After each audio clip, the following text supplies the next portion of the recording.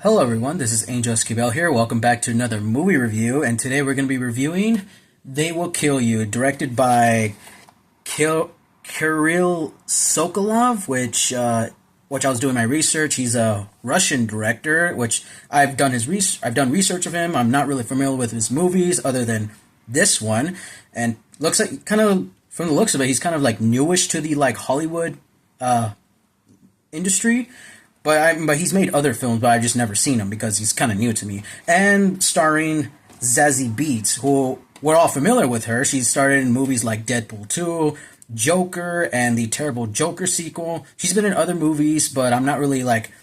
I mean, I probably forgot which ones because I'm pretty sure she's in other movies, but those are like the only two famous examples that I've seen her in. So without further ado, let's get to the review.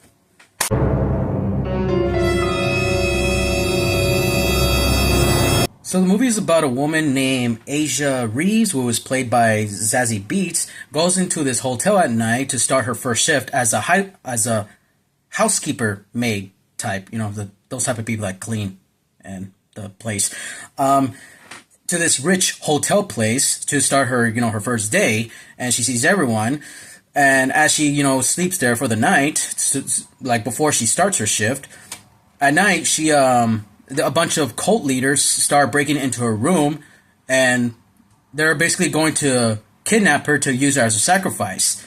But what these cult leaders are going to find the hard way is that this woman is not just some, damsel in distress who is going to be kidnapped by these bad guys. In fact, she is a fighter, like a real badass fighter, and who just came out from prison, which will be revealed that the reason why she got out of prison is that she was sent there to be undercover to get her little sister out of there, because it turns out her little sister is actually held captive there, which I'll get to that later. But no, she fights these cult leaders back, like she chops their head off, shoots them, but just like the cult leaders, this Asia Reeves will also find out the hard way that these cult leaders do not die, or like they're not just easy to kill. Like as soon as you chop their head off or shoot them, like they just regenerate because they obviously made a deal with the devil to gain immortality.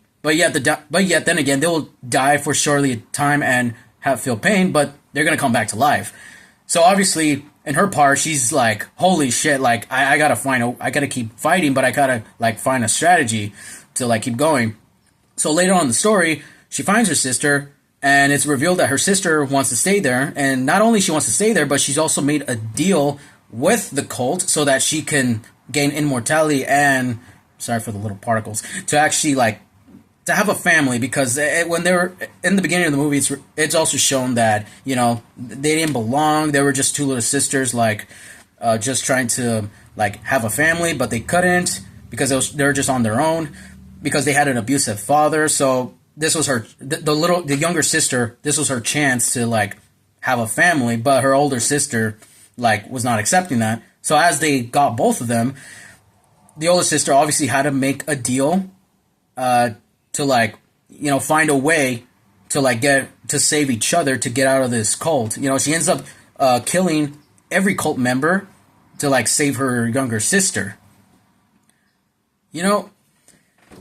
It's funny that I mention this because this whole plot about two sisters caught in the middle of a cult gang. One of them makes a deal with the cult / the devil demon stuff to find a way to escape the cult, and especially everyone just dies. Oh yeah, that's right. It's Ready or Not 2. Yeah. This movie literally has the same premise. I mean, obviously there's some big differences, which I'll point out later, but when I saw this movie at theaters last Saturday, it's like I feel like I was watching the same movie. The biggest difference is that one happened to be blonde white girls, the other one has to be black girls. So those were the biggest difference. And okay, but let me first point out my first pros, and then I'll get to my negatives. Pros, I actually liked this movie was also gory too, just as gory as Ready or Not 2, but I like the practical effects what this movie does than like what Ready or Not 2 doesn't. The choreography is really good. Like this was this was well choreography for this movie, and I thought it was really cool. I was like, wow. I'm like, this was wow. Finally, something that does right than Ready or Not 2, other than just them shooting. But yeah, I mean, which kind of suits her character.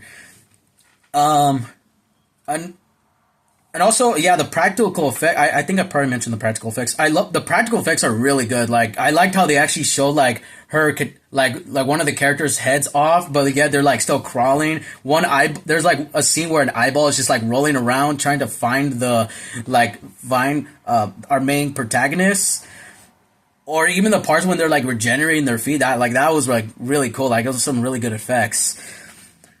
And now here's my negatives. Obviously, I feel like this movie, if this came out maybe like a year later or like years before, I feel like I think it would have been good by itself. But I think this was like a worse time to come out because we just have Ready or Not 2, and it just copies the same formula. Another negative I have is that whenever we have like action sequences like her like fighting like the cult gang, I don't like the use of music that they use. Like whenever their action scene starts, is they play this sort of like Cardi B / Megan Thee Stallion / Doja Cat music. I mean, like I know they sound different, but they all fucking sound the same to me because it's a bunch of women, musicians / women talking about female empowerment and shit, you know. But that's besides the point. But obviously, I'm not a big fan of that kind of music. It's just kind of stupid, and especially that every movie trailer and movies, they keep fucking using that type of music, and I'm just not a big fan of. I feel like them using that song for that specific action sequences, it kind of ruins it. And yeah, there's times where I yawned, not because of the action. Like, I love the action. Like I'm gonna keep saying it again, I love it, but it's just that music kind of ruins it. Yeah, it just, and also then again, I feel like I just watching the same movie. It just felt more like a copy and paste. Just they changed some certain formulas. The director, Kirill Sokolov, the Russian director, he's good at what he is. You know, I would like to see more of what he's doing. Like if he's kind of continuing more like Hollywood movies, but yeah, this was just.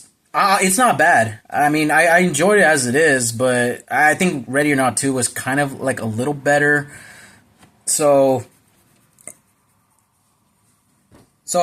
final verdict for this movie, I give this movie a 6 out of 10. You know, I like it above 6 out of 10. You know, not like a low 6, but a high 6, but not a 7. I feel like that's a little too much. So in conclusion, I guess there really isn't right now. Because I feel like I'll just copy the same one that I did on my last video. Just like how this movie sort of copied the same movie last week. No, 2 weeks ago. Well, that's going to be today's movie review. So make sure to like, comment, share, subscribe. Hit the bell notification icon up there. Make sure to follow me on my Instagram page called Thunderstruck1810. This is Angel Esquivel here. And as always... What took you so long? You stupid nigga!